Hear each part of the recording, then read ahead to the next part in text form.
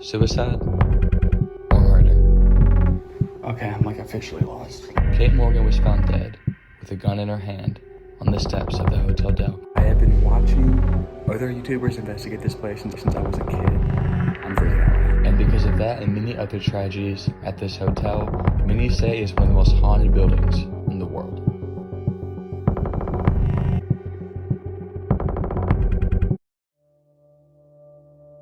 Well, there it is, the hotel, by myself.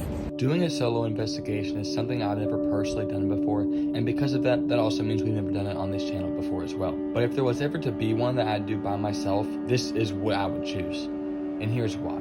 The first supernatural investigation video I ever saw was Sam and Colby, like many people, investigating this very place. So this is a very special place to me, and I've always wanted to come here. And also, the very first thing I did when I got here was I went to the museum in the hotel that talks about the history. It even has the registry where Kate Morgan signed under an alias.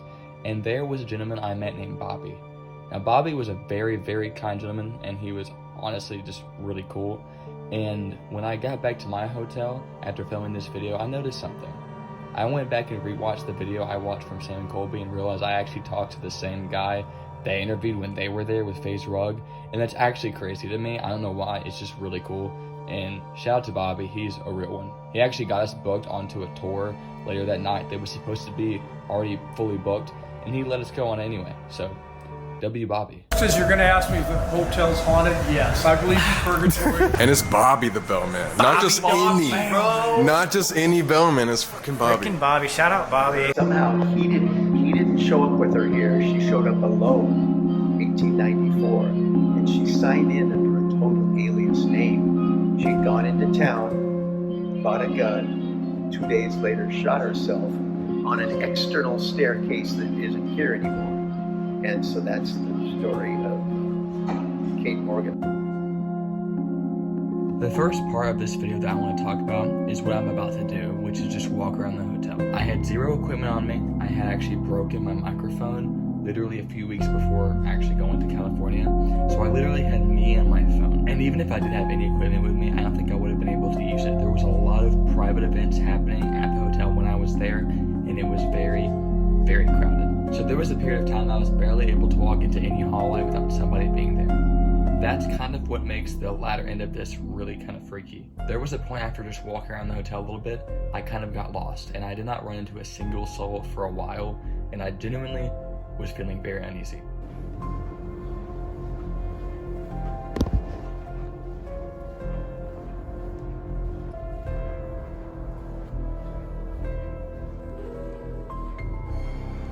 Really creaky. I keep thinking I keep hearing creaks farther behind me. I don't like it.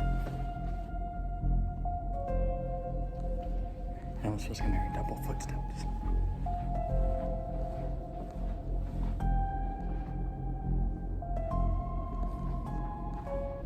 I'm trying to be quiet.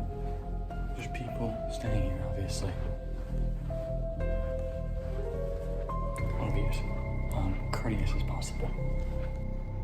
Okay, I'm like officially lost, like more lost than I was. I have no clue where I am. I was gonna say, I have a tour in 20 minutes to get to. It starts at 7, it's 6:40, and I'm like completely lost right now. I genuinely have no clue where I'm at.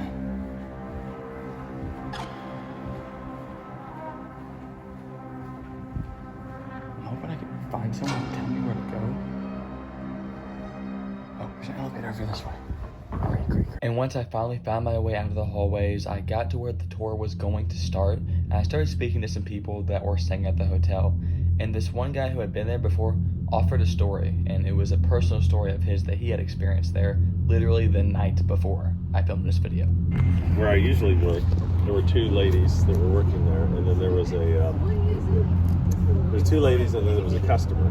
And the lady just verified it for me, another lady that works here. And they were, there was just the two of them, and they were chatting, and then there was a lady in there with a little child, and all of a sudden they hear, shh. And then the two employees asked the lady with the little child, said, did you say shush? And she goes, no, I didn't say a word, but I heard it. Now right now you're probably thinking, Colby, you are an idiot. You went all the way to California, forgot your equipment or broke it, and all you did was walk around the hallways a little bit and talk to a few people. What exactly is this video about?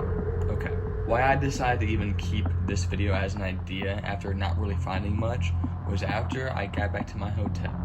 And I looked back at all of the footage and photos and videos I took while on that tour that I did later that night, and I legitimately actually think I might have caught some stuff. And listen, I'm not saying I caught anything because I don't even believe in ghosts. Like, I've made that very clear before in our videos, I don't. So these are just things that I caught in my camera that I can't necessarily explain myself, and here's what they are. This is outside of the Oxford building. It is supposedly a haunted building outside of the Hotel del Coronado building, but it's on the property. It is supposedly where a cowboy got shot and killed in a bar fight. And this is the outside of the window. It's a brightened image. I actually turned up my brightness on my camera when I took this photo. So this is the original photo, and you can see what looks to be a silhouette in the window, I guess. And this could obviously be written off as just something in the window, so no biggie there, right? The next photo I didn't see till like 2 days later when I just looked back at the photo I took. This is inside of the building, and there is what looks to be mist. I don't know what that is. Now, it could be a blur of some sort. I don't know what that would be because there was no lights really in that room. And when I brighten the image, there even seems to be what looks like a person staying there. And I can't remember if there was a person there or not. If not, that's insane. And to my knowledge, there was no one staying directly in front of me right there. So I don't think that is a person there. But let's say it is. I still can't explain the foggy, misty thing. So with that information, I'm gonna let y'all do your thing. Take a screenshot, run it through some, lighting stuff, look at it. These are completely organic photos, other than they might be brightened a little bit. So that's really the main reason I decided to keep this video, because I wanted to show these photos and get your opinion on this, because this is probably some of the craziest photos I've ever taken, and I'm not sure if they're actually good or if they're throwaway. Hey, there's an obvious explanation for this. So I need y'all to let me know as soon as you can, because I'm really curious. But anyways, that's it for this video. It was an absolute honor to film this video, to be here where those before me have gone, and it was just an epic experience. The hotel is honestly great, just in general, outside of all of the crazy history. The architecture is beautiful. It's a great place to go visit. So if you ever find yourself in San Diego near Coronado Island, I definitely go recommend. Just maybe leave the light on when you're sleeping.